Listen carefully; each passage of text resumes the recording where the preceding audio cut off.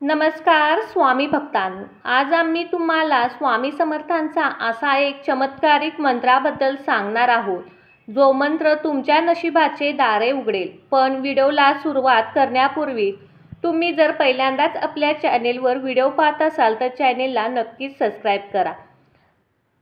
तुमचा स्वामी शक्तीवर विश्वास असेल तर या व्हिडिओला नक्कीच लाईक करा. हा मंत्र तुमची सर्व दुःखे, गरिबी नष्ट करेल. हा मंत्र तुमच्या आयुष्यात सुख, समृद्धी आणि धन दौलत घेऊन येईल. भक्तांनो, तुम्हाला या मंत्राचा लवकरच प्रभाव पाहायला मिळेल.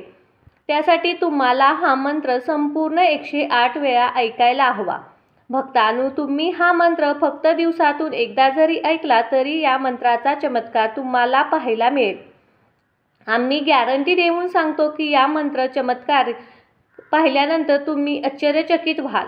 हा मंत्र साक्षात आपल्या अक्कलकोट निवासी श्री स्वामी समर्थांचा आहे, म्हणून हा मंत्र फक्त ऐकल्याने सुद्धा याचा ध्वनी थेट आपल्या स्वामींपर्यंत पोहोचतो. भक्तांनो, तुम्हाला स्वामी समर्थांचा आशीर्वाद हवा आहे ना? मग कमेंट बॉक्समध्ये श्री स्वामी समर्थ टाईप करून तुमची जी काही इच्छा आहे ती स्वामींना सांगा. अनेक भक्तांनी हा मंत्र जप श्रवण करून आपल्या इच्छा पूर्ण केल्या आहेत. काहींना मनासारखी नोकरी मिळाली तर काहींनी मनासारखा व्यवसाय मिळाला. काही लोकांनी मनातील मोठ्यात मोठ्या इच्छा पूर्ण झाल्या आहेत. काही जणांनी घर, गाडीचे स्वप्न पूर्ण झाले आहे. भक्तांनो, तुम्हालाही तुमच्या आयुष्यात कोणताच त्रास सहन करावा लागत आहे का? कर्जबाजारी झाला आहात का? तुमच्या तिजोरी सतत रिकामी राहते आहे का? तर या सर्व अडचणी आजच्या या स्वामी मंत्र जपाने दूर होतील. फक्त एका मंत्राच्या चमत्कारामुळे तुम्ही सुखी आणि आनंदी राहू लागाल.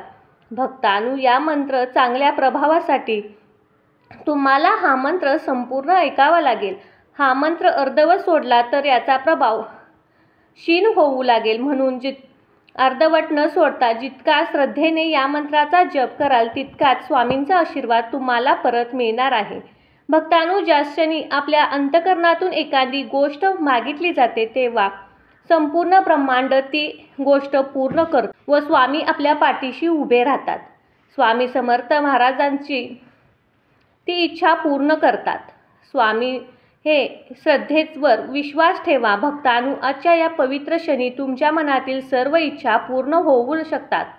हा स्वामींचा मंत्र तुम्हाला तुमच्या हृदयात खोलवर रुजवायचा आहे. स्वामींजवळ मनापासून प्रार्थना करायची आहे. मग बघा स्वामी तुमच्या सर्व इच्छा कशा पूर्ण होऊ लागतील. हा स्वामींचा अद्भुत मंत्र आहे. एका क्षणासाठी डोळे बंद करा. आपल्या स्वामींची मूर्ती डोळ्यासमोर आणा आणि तुमच्या आयुष्यातील होणारा चमत्कार पहा. भक्तांनो, आम्ही खात्री देतो, हा मंत्र ऐका व तुमच्या आयुष्यात चमत्कार होण्यासाठी विश्वास असेल तर होय स्वामी असे टाईप करा. चला तर प्रेमळ स्वामी भक्तांनो, आजच्या या मंत्र जपाला सुरुवात करूया. ओम श्री स्वामी अवधूताय धनाधिपते नमः. ओम श्री स्वामी अवधूताय धनाधिपते नमः. ओम श्री स्वामी अवधूताय धनाधिपते नमः. ओम श्री स्वामी अवधूताय धनाधिपते नमः. ओम श्री स्वामी अवधूताय धनाधिपते नमः. ओम श्री स्वामी अवधूताय धनाधिपते नमः. ओम श्री स्वामी अवधूताय धनाधिपते नमः. ओम श्री स्वामी अवधूताय धनाधिपते नमः. ओम श्री स्वामी अवधूताय धनाधिपते नमः. ओम श्री स्वामी अवधूताय धनाधिपते नमः. ओम श्री स्वामी अवधूताय धनाधिपते नमः. ओम श्री स्वामी अवधूताय धनाधिपते नमः. ओम श्री स्वामी अवधूताय धनाधिपते नमः. ओम श्री स्वामी अवधूताय धनाधिपते नमः. ओम श्री स्वामी अवधूताय धनाधिपते नमः. ओम श्री स्वामी अवधूताय धनाधिपते नमः. ओम श्री स्वामी अवधूताय धनाधिपते नमः.